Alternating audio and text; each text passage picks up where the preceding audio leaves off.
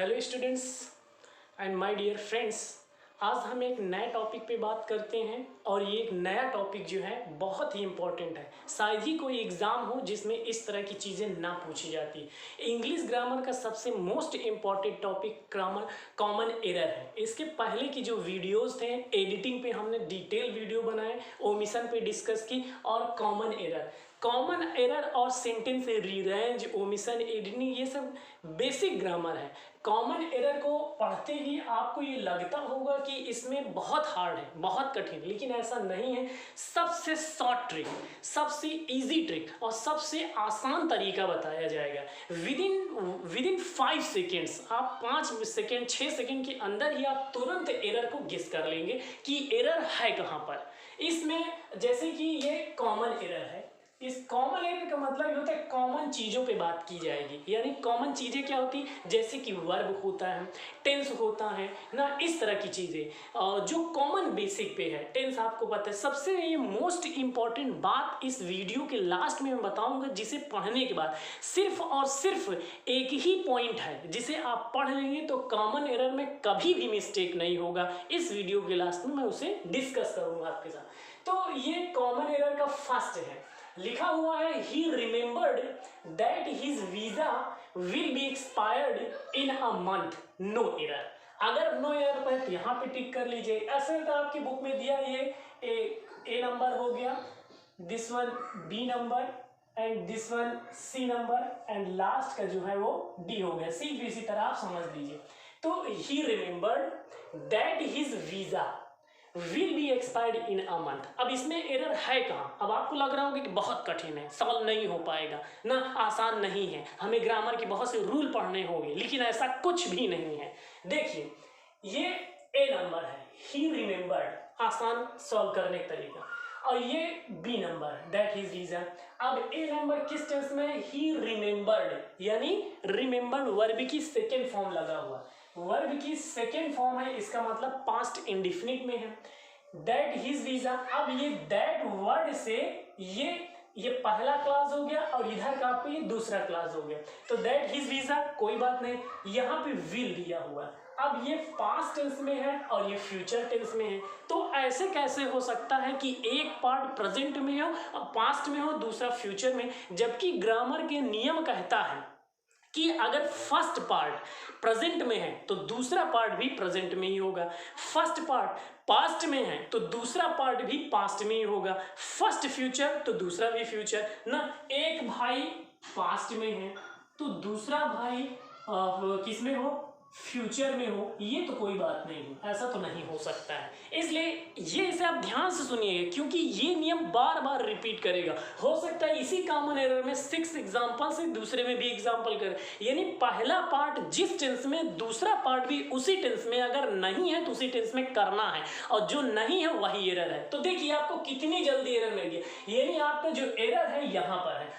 अब ये किस पार्ट में आता है? ये सी नंबर पे है, यानी एरर जो है वो सी में है ना, डी नहीं है, डी का नहीं है, डी से मतलब नहीं, यानी सी में एरर है और यही आपको सर्च करना है। क्या एरर है? ये पास्ट में है तो विल भी पास्ट में होगा, तो होना क्या चाहिए? विल की जगह वुड होना चाहिए, और यही सही होगा, यानी यहाँ पर क्या होगा? यहाँ पर वुड होगा। तो ये फर्स्ट एरर हमें मिल गया। अब क्वेश्चन नंबर सेकेंड देखते हैं। लिखा है scarcely had we reach the place then it started. देखिए पूरा सेंटेंस पढ़े नहीं और आपको एरर मिल गया। कैसे एरर मिल गया? क्योंकि ये बहुत ही मोस्ट इंपॉर्टेंट, बहुत ज़्यादा फेमस नियम है कि जब कभी भी स्कार्सली दिया हो या फिर हार्डली दिया हुआ हो या फिर बेरली दिया हुआ है, तो ये इनके साथ कभी भी हम देन का इस्तेमाल नहीं करते। उसकी जगह किसका इस्तेमाल करते हैं? उसकी जगह हम वेन का इस्तेमाल करते हैं। यहाँ वेन है? नहीं है। तो आपका जो एरर है वो किस पार्ट में है? सी में है ना। ये पार्ट आपका ए हो गया, ये बी हो गया, ये सी और ये डी। सभी मैंने नंबरिंग नहीं की है, लेकिन आप इसके अकॉर्डिंग से समझ सकते हैं। तो स्कार्सली के साथ देन नहीं वेन होगा, यानी सेंटेंस को पढ़ते ही आपको मिस्टेक मिल गया। तो यहाँ पर जो मिस्टेक है वो सी पार्ट में है, इसमें भी सी पार्ट, इसमें भी सी पार्ट। मिस्टेक क्या है? वेन होना चाहिए। क्यों होना चाहिए? क्योंकि स्कार्सली दिया हुआ है। आइए क्वेश्चन नंबर 3 सॉल्व करते हैं। बहुत आसान तरीका है। देखिए दिया है of the two films in which he started I think the first is the best, no error. क्या मिस्टेक है? हाँ बहुत कठिन है, सॉल्व नहीं हो पाएगा ना, मिस्टेक ही नहीं मिल रहा। लेकिन एक बार फिर से पढ़िए, शायद आपको मिस्टेक मिल जाए। मिस्टेक क्या? आपने डिग्री पढ़ी होगी, डिग्रीज पढ़ी होगी। कौन सी होती है? 3 डिग्रीज होती है, positive degree, comparative degree, super degree. Comparative degree में क्या होता है? कंपैरेटिव डिग्री में जब दो चीज़ों के बीच में तुलना की जाती है, कंपैरिजन किया जाता है, तो वहाँ पर कौन से वर्ड का यूज़ है? कंपैरिजन माने वर्ड देन का यूज़ किया जाता है। अब जब दो सबसे बेस्ट की बात की जाती है तो वहाँ बेस्ट वर्ड यानी सुपरलेटिव डिग्री। अब यहाँ पे बेस्ट वर्ड का यूज़ किया गया है। तो क्या दो चीज़ के विषय में, दो चीज़ों के बारे में कंपैरिजन नहीं हो रहा है? नहीं, दो ही चीज़ों के बारे में कंपैरिजन हो रहा है। क्या दो चीज़ों के बारे में? देखिए लिखा है ना ऑफ द टू फिल्म्स, यानी दो फिल्मों के बारे में कंपैरिजन होता है, तो यहाँ बेटर होना चाहिए, जबकि यहाँ पर बेस्ट दिया है, तो मिस्टेक तो यही है। तो हमारा मिस्टेक किस में है? सेक्शन सी में, यानी ये यहाँ पर हमें एरर मिल गया। तो ये इंग्लिश के टीजीटी इंग्लिश में ऐसे बहुत से क्वेश्चंस आते हैं, ठीक है। और ये आपके रेलवे है, एसएससी है, बैंक पीयू, इसमें यानी शायद ही कोई वनडे एग्जाम हो जिसमें ऐसे क्वेश्चंस ना पूछे जाए। हमें एकदम क्लियरली एक बार सेंटेंस को पढ़ा और सेंटेंस को पढ़ते हमें मिल गया, क्योंकि हमें ये चीज़ पता है, यानी एसएसएल के बेसिक रूल तो पता होने चाहिए। अगर आप बेसिक रूल भी नहीं पढ़ना चाहते हैं तो ऐसे वीडियो देख लीजिए, 2-4 देखने के बाद क्लियर हो जाएगा।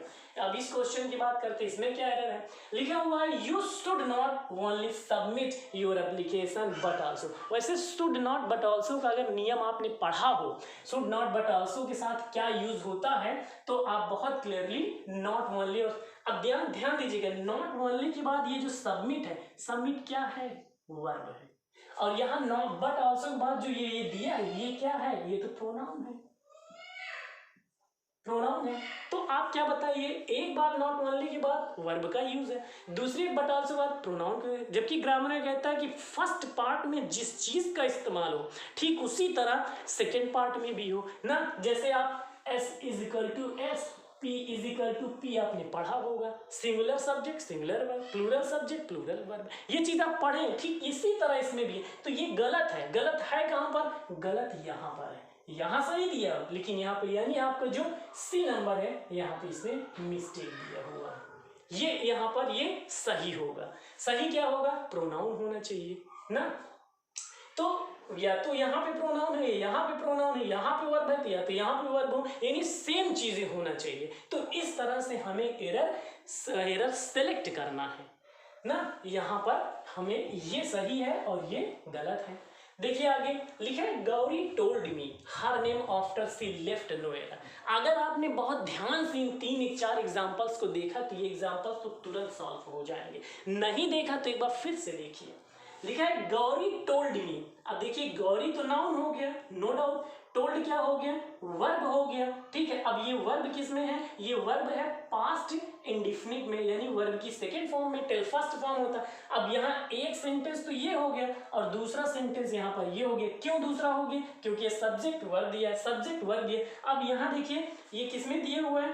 पास्ट इंडिफिनिट में, ठीक है। लेकिन एक रूल होता है, पास्ट में दिया है, ये भी पास्ट में। अभी आपने कहा था कि फर्स्ट पार्ट पास्ट में हो तो सेकेंड पार्ट भी पास्ट में। कहा था मैं अपनी बात पे कायम हूं, कहा था, ऐसा है भी, ग्रामर रूल है ऐसा।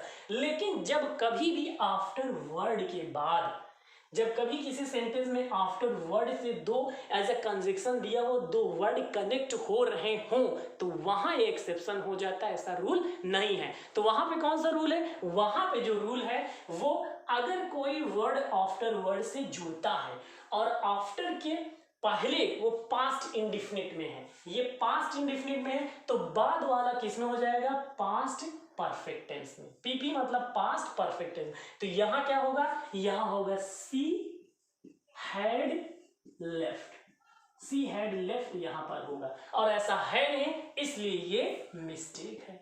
सही क्या होगा? सी हैड लेफ्ट, यहां पर सी और लेफ्ट के बीच में हैड वर्ड होना चाहिए, तब सही होता। देखिए the president has denied that the company is in recession or was going, into one despite a spate of downcast reports no error. बहुत बड़ा सेंटेंस है, यानी बहुत बड़ी मिस्टेक, बहुत बड़ा एरर होगा, हमसे नहीं हो पाएगा। क्यों नहीं? सेंटेंस बड़ा होने से क्या होता है? आपको आप कॉन्सेप्ट पे चल रहे हैं, तो इसका मतलब सेंटेंस चाहे जितने बड़े 5 लाइन का हो, उससे क्या फर्क पड़ता है? सही तो कर ही लेंगे अगर कॉन्सेप्ट पता है। अब कॉन्सेप्ट क्या है? कॉन्सेप्ट तो यही है ना, इस पूरे 6 क्वेश्चन में एक ही कॉन्सेप्ट बताया गया। वो कॉन्सेप्ट क्या है?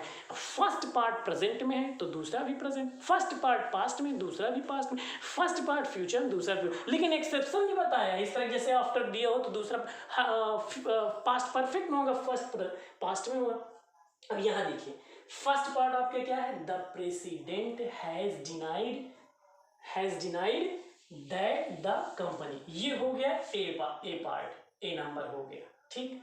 अब इसके बाद ये हो गया बी नंबर ना, was going into one despite spate of downcast, ये हो गया आपका सी नंबर, और लास्ट वाला हो गया डी नंबर ना। अब ध्यान से देखिएगा, द प्रेसिडेंट हैज डिनाइड किस टेंस में है? प्रेजेंट टेंस में है ना। और उसके बाद क्या दे रहा है? ये किस टेंस में है? इज इन, ये भी प्रेजेंट टेंस में है। और सी नंबर क्या दे? इनटू वन डिस्पाइट वाज, हाँ ये यहाँ पे दिए। ये सी क्या है? सी जो है वो किस में दिया हुआ है? सी आपका दिया हुआ पास्ट में। तो अब आप देखिए, जो ए है वो प्रेजेंट में है,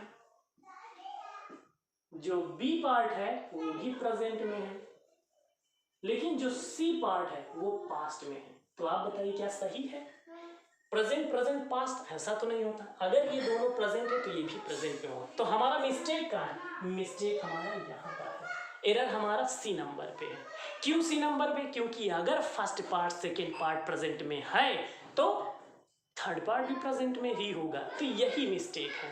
तो ये जो 6 एग्जाम्पल्स है, इन एग्जाम्पल से हमें जो ग्रामर के रूल हैं, वो रूल को मैं बता दूं, जो कि बहुत आसान, कोई एक्सेप्शनल में दिया हुआ है, कोई एक्सेप्शनल की बात अगर है तो हम एक्सेप्शनल की बात नहीं करते। फर्स्ट पार्ट प्रेजेंट में, सेकेंड भी present, first past second past, first future second future में होगा। यानी कोई एक पार्ट जिस टेंस में होगा दूसरा भी उसी टेंस में होगा। और अगर ऐसा नहीं है तो एक्सेप्शनल के रूल्स अलग से बताए जाएंगे। आप निश्चिंत होकर सेंटेंसेस को पढ़िए।